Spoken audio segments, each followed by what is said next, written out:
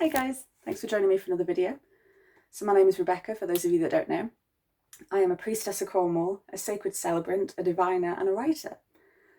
And this video will be all about honouring rituals, kind of what they are, why they're helpful, what you can honour and how you can honour them. And these are just some ideas of mine. These are what I do from time to time. These are my preferred ways to do them. Just as like a disclaimer, I don't see it as my job to tell you exactly how to do something. I want to empower you to find your own way to do it. So that's exactly what this video is. I'm not here to tell you you can only honour the land using A, B and C. I want you to explore and experiment and have fun with these if this is something that you want to do for yourself and you know, whatever you want to honour. Because it's a beautiful thing to do. So, honouring rituals, what are they?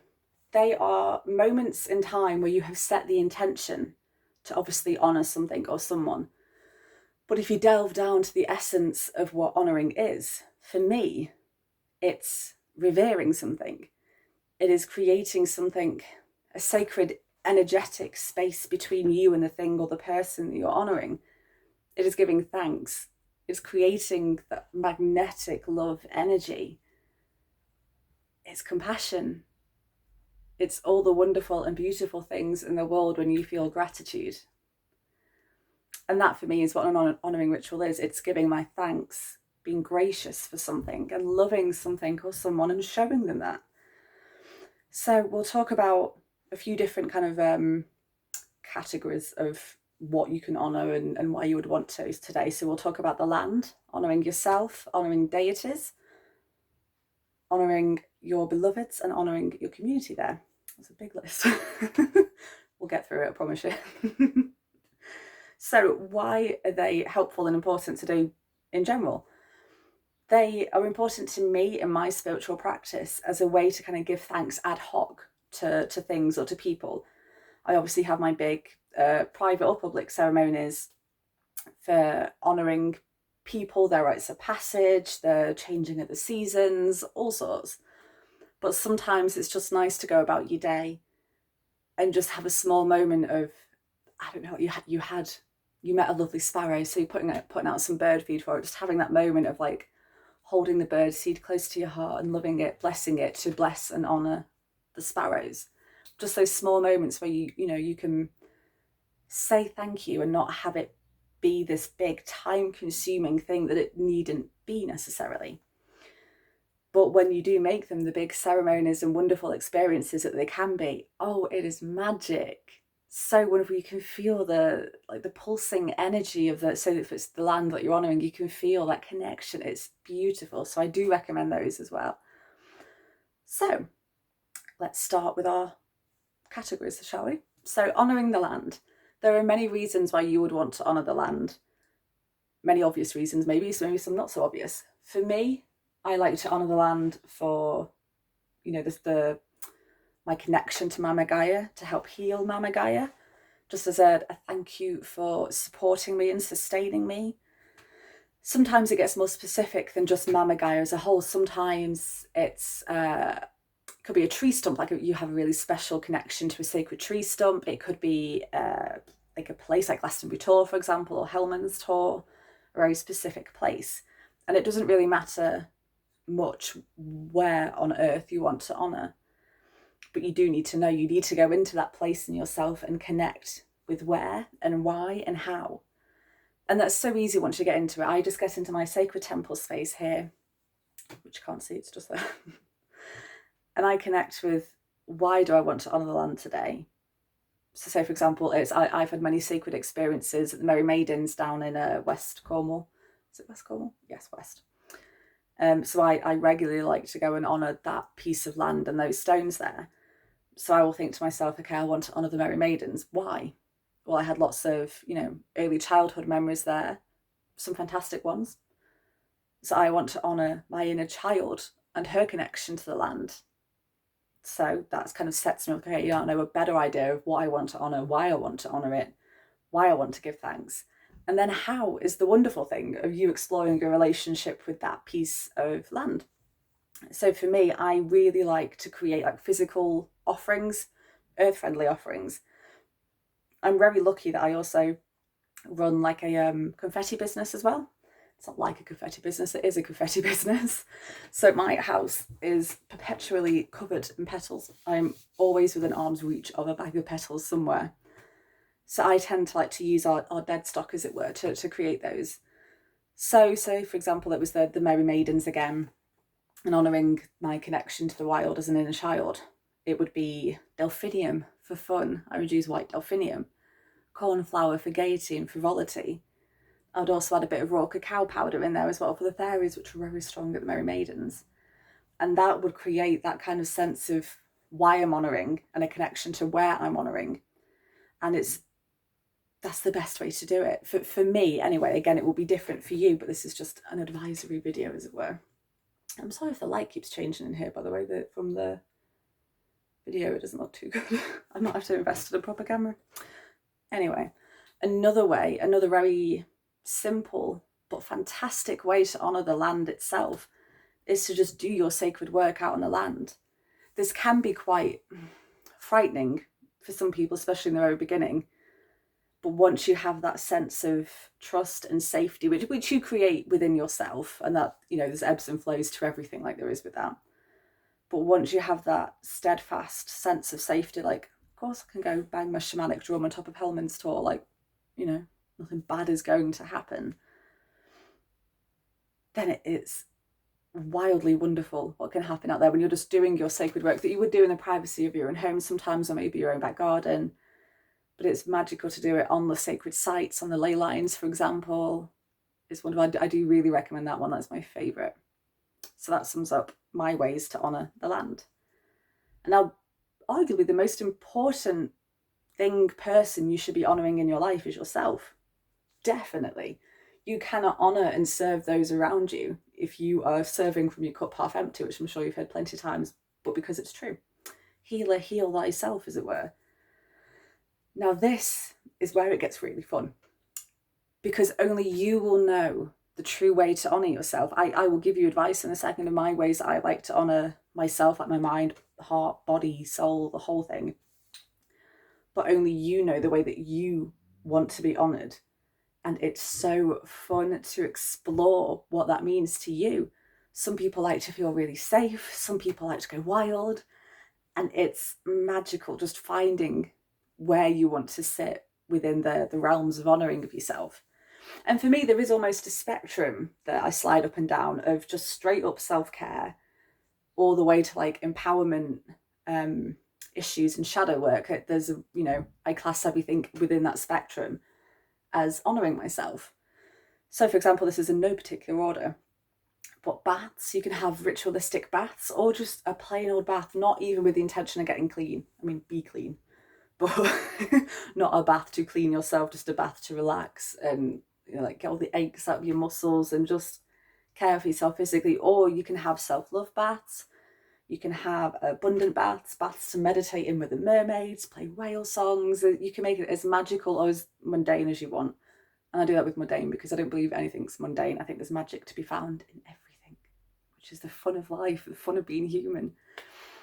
Dancing, that is a fantastic way, which I've just kind of reconnected to. So when I was a wee child, I used to, I did take dancing lessons, like ballet and tap and all that. And then a little bit at high school when I was a musical theatre kid, if you can't tell. And I'm just really starting to reconnect with that. And it's so much fun dancing without a structure. Like for me anyway, like I could never remember the choreography. I could remember lines for acting. I could remember, lines to sing in languages I've never spoken before, but something just remembering choreography in my head just didn't compute. I was like, why can I not just dance? It doesn't make sense to me. So I'm really starting to connect with that, and I'm finding that to be such a wonderful way to honour my body and what it's capable of, what it wants to do, how it wants to move. And I find, especially with like the 2 lower chakras, if you start to like shake your hips and move them and flow them around, that really shakes out like a lot of anxiety and fear and just all the, collective muck that's coming up, as it were, at the moment during this pivotal time on Earth. Food is another important one. And this varies wildly for me. It can either be the most nourishing, healthy, wonderful, soul-enforcing food ever, or it's mac and cheese. And not even like vegan mac and cheese, just the dirtiest mac and cheese you can imagine. But it's what, your body... Sorry, my shamanic drum just fell off the wall. Okay, it's fine. Carry on with the video. This is the 5th time I'm filming it. I'm not doing it again. Food, mac and cheese. Obviously I was at mac and cheese. I'm always at mac and cheese. Yeah, it ranges from what, you know, your body and your soul needs at that time. There will be moments where, like today, for example, I've just had a rough one. I've just been transmuting a lot of muck into whatever it wants to be transmuted into, to be honest. So I had to make chocolate and marshmallow scones. I don't care, they're not healthy, but I needed them. My soul needed them. I feel better for having them. And that was the right thing. That was me honouring myself and what my body needed at that time. And again, it will be different for you if you choose to explore like ways to honour yourself through food. You might be, you know, very strictly vegan or gluten-free or paleo or whatever, and want to follow that. Reading is another great way that I like to honour myself. It gives me the time, and I take as much time as I want. It can be half an hour, it can be 5 hours, and I don't care. I just block out that time, like a whole afternoon, get in a comfy, cosy corner of my house and read. And it doesn't really, it does matter what you read, don't get me wrong, but it has to be just something that gives you joy, that gives you life, or is even beneficial. It can be like a self-help book, it can be fiction, comics, you know, whatever sets your soul on fire and brings you joy. That's a way to honour yourself. And expressing yourself, and again, however that is to you. So for me, it's through my voice, a lot through singing. And again, this varies on a spectrum. It can be if I need to kind of step back up into my power or release like blockages in these like chakras, it will be a powerful song. For those that know anything about singers and music, I'm a mezzo soprano, so I sing a lot from the diaphragm when I'm at like full force, as it were, which is very loud. So that's a really nice way to get the energy moving up through my upper chakras and out here, because my throat chakra can get blocked quite a lot from past trauma. So it's nice that I can find the time to express myself through my voice, and that makes me so happy. And that is an honouring ritual. And for you, it could be drawing, it could be graphic design, writing, you know, it could be anything that just is a creative outlet for the expression of who and what you are and your message for the world. And also speaking your truth in general. That's a really powerful way. This kind of tips up the scale towards empowerment on the, you know, self-care spectrum. So yeah, setting your boundaries and speaking your truth, letting somebody know that they've crossed a boundary, or not letting somebody cross a boundary, period. Which can be difficult. That's not to say it's easy, because it's not. Sometimes it just happens and you've not been aware of it till it's happened.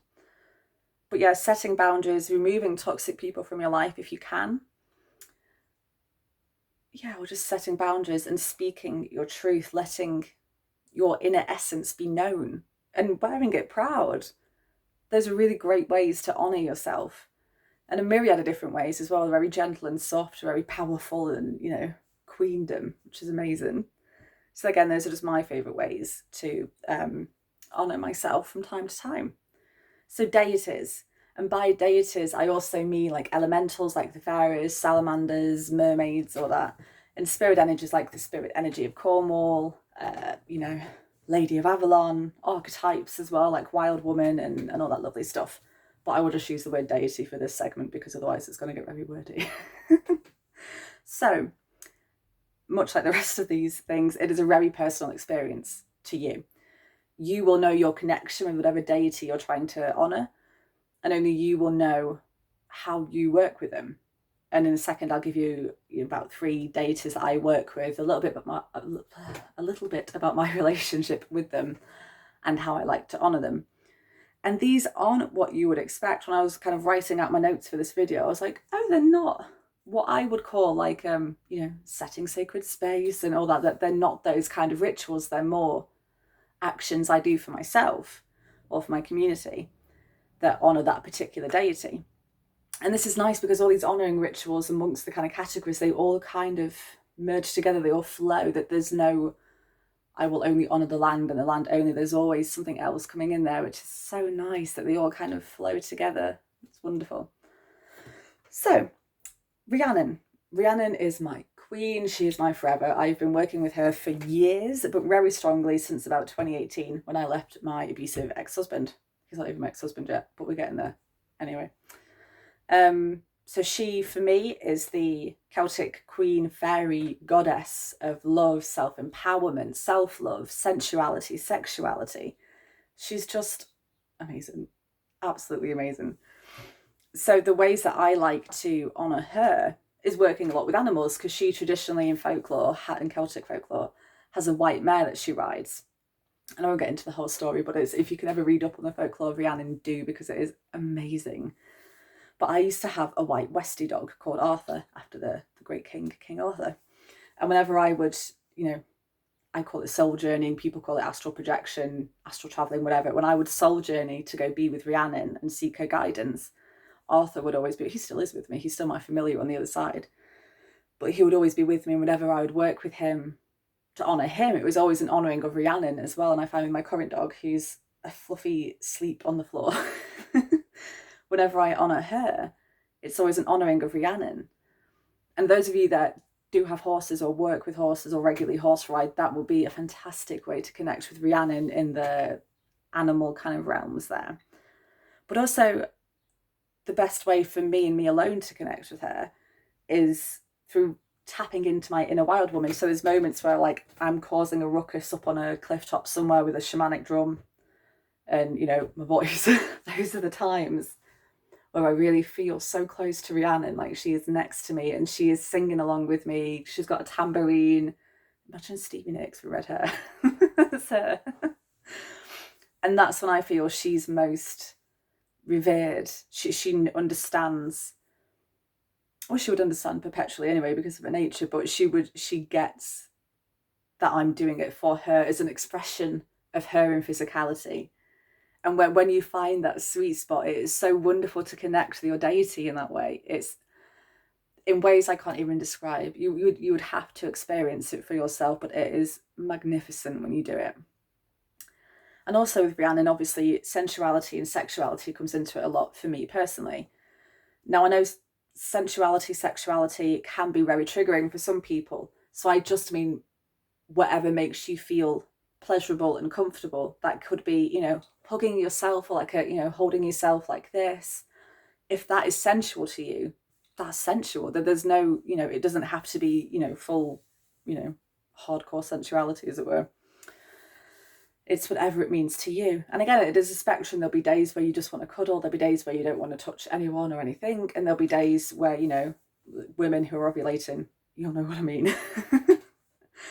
But really tapping into that and just allowing yourself to feel pleasure in any way. It can be pleasure from food, pleasure from a partner, pleasure from watching the world go by, just feeling the pleasure and allowing it to wash over you. That's a really simple and lovely way to really connect with Rhiannon, again, for me personally.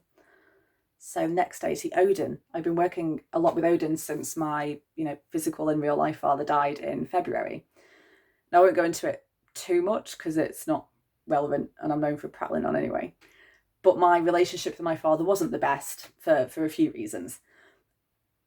And I've been curious my whole life as to what having a father-daughter relationship, a real one, looks like and feels like, because I'm clueless. And that's okay. Like I'm doing the shadow work. That's fine. I'm just curious, and I would love to know what it feels like to have the support of a father. Like, I've had father figures, don't get me wrong, but they've never been my father, obviously. So I've really been connecting with Odin in that sense, where he's Odin or father. And I just realised, actually, it's funnily enough, my father, actual father, was very Nordic in his beliefs, very like Viking. And Odin's the first Viking deity that I've been worshipping. Oh, how interesting. Anyway, tangents, plenty of them. So the ways that I honour Odin, or that I feel he knows my connection with him is sincere and I revere him, is through healing any masculine wounds I have. So whether that's wounds I've inherited from my patrilineal side of the family, or whether it's healing any wounds that, the masculine has done unto me. Healing with them, doing the shadow work, and loving myself because of them, not in spite of them, but because of them. Those are the ways, or one of the ways, that I really connect with Odin, that I know that he's got my back, because he is one of the many forms of the divine masculine. And it's wonderful. He's so powerful, yet so gentle at the same time. So for me, it's about connection with him in that way. Like, I love myself as a father should, because you love me as a father. And another way is to actually honour him as my father. I confide in him in moments like I would have, or like I imagine a daughter would with her father. And that's wonderful. That's a really nice way for me to honour him, is to give him the respect that I would an actual father. So that's Odin. That's quite a big one. A lot of revelations in there. Lilith. Ooh, Lilith is a good one that I've been working with recently.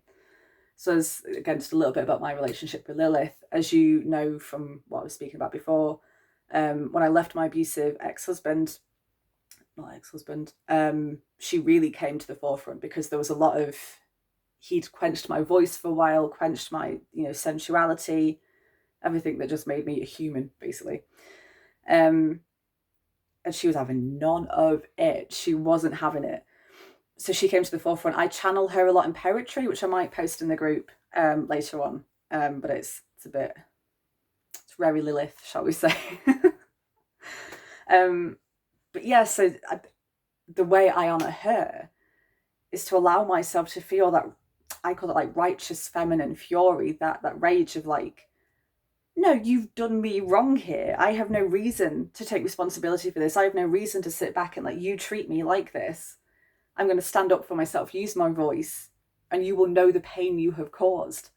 Expressing myself in that way, setting very healthy boundaries, very strict boundaries with certain people, and not letting them affect me, letting them know the pain they have done when it's necessary. I mean, so, if you work in retail and a Karen comes in and as I go, yeah, not the time or place, it's not the time for Lilith. But if you work with her, you will know your relationship with her personally. But yes, allowing myself to feel that rage and not think, oh, I have to be of love and light all the time, because that's what everyone says. Not everyone says, but you know what I mean. That's what the spiritual community says. You have to be of love and light all the time. Otherwise, you can't hold the high vibrational frequencies. You can't hold space. BS. Sometimes you need to feel the human emotions because you're in a human body. It doesn't matter whether you think it's crystalline DNA. Doesn't matter whether you think you're, Jesus reincarnated. As a human body you are in, feel the emotions, because it is an honor to be a human. I think it's fun. I've had a wild ride so far. But yeah, so allowing myself to freely feel the feminine fury, as it were. And also using that to transmute it into courage, using it to channeling that fury into something good, whether it be artwork, writing. Like I said, I channel a lot for Lilith. Any way of expressing courage is a great way to honour Lilith. So there's just a few examples of my relationships with some deities and how I like to honour them, just to give you some of ideas of like recognising your relationship with deities and how you might want to honour them. But a really good way to get started is to look into the folklore and the history of your chosen deity and see what, like, for example, Rhiannon with the white mare. Not many people would necessarily know that straight off the bat. So it's nice to get to know that. It's just like going on a date with your deity, really, like a friendship date, getting to know them a bit better, what they like, what they want. And that's lovely. Okay, so beloveds. How can we honour our beloveds? Now, this will also work if you don't have a beloved and you just want to honour yourself in different ways. These can, be used for that as well. But again, this will be very personal for you and your beloved, for every couple. And not only is every individual different, but every couple is very different. So just going from personal experience here and giving you some advice. Me and my partner, I'm obviously very spiritual, what with being a priestess, and he's very atheist. And it's funny, it works for us. It's, I'm more bummed that he supports Liverpool football team and I'm from Manchester, but that's, mine and his issue. So our way of honouring each other is very different from, say, two very spiritual people or two very not spiritual people. It's whatever works for you guys. But here's some ideas. So the first two are straight out of the Bible, good old Mary Magdalene and Jesus Christ. So the first one is an anointing ritual.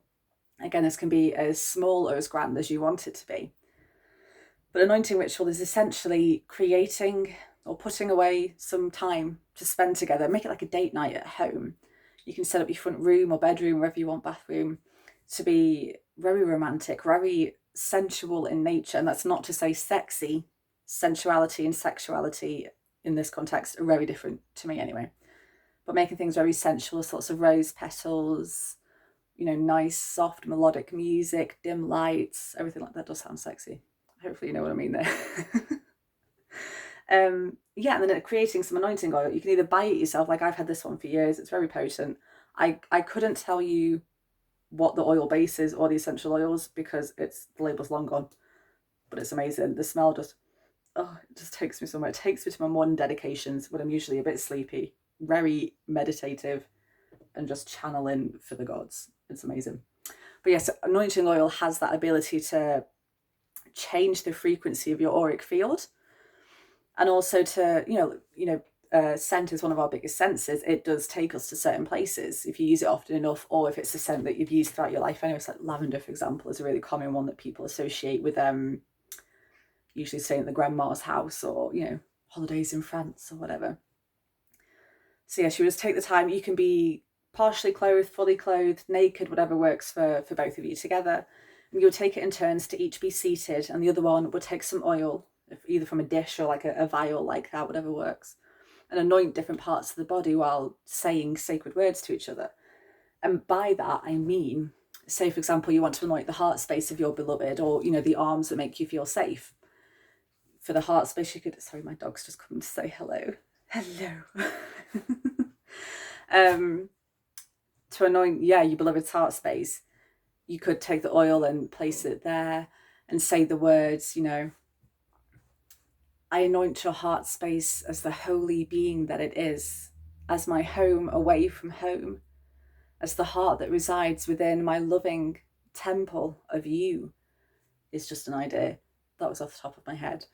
Or it could be as simple as, I honor the heart space, the essence of you, or something like that.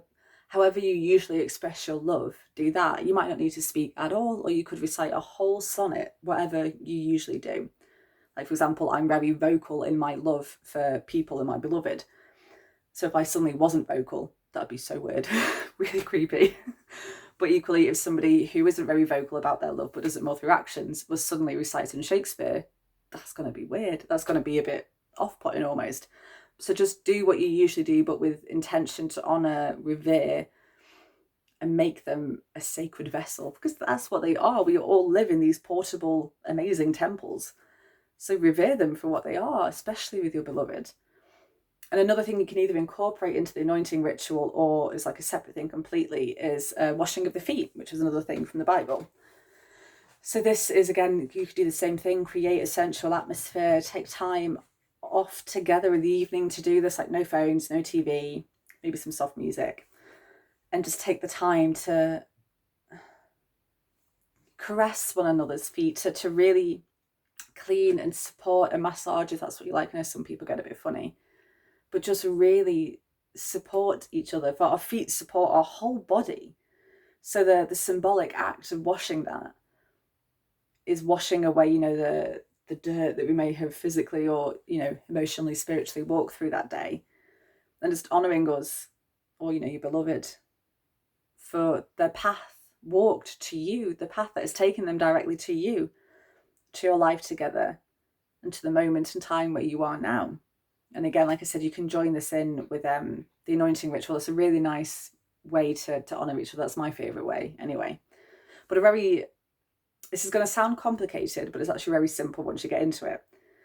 A very simple way to honour your beloved and your relationship with them is to open up to healthy and sacred communication.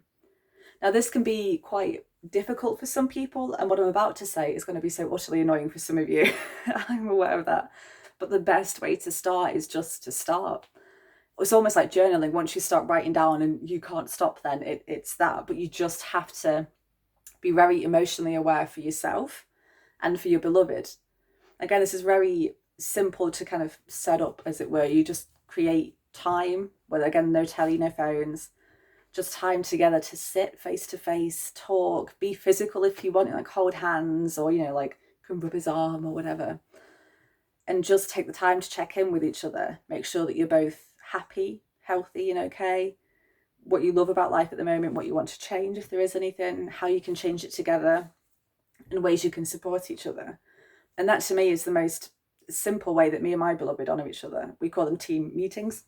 We used to have them like once a week when we first got together because it was like a fun thing to do. But now we just do them as and when we need, really. But it's a lot easier than it sounds. Don't be scared by allowing yourself to open up to that kind of communication, because it will change their game. Absolutely. So now, community. How can you honour your community? Now, this one's quite small because it will, again, vary on the type of community that you have. But it's also the simplest way because it's like a collective that you're serving rather than an individual something. So the best way is to volunteer or do charity work. So whether that's, helping with the park clean, helping, your elderly neighbours do the shopping or something like that, just physically helping your community in some way.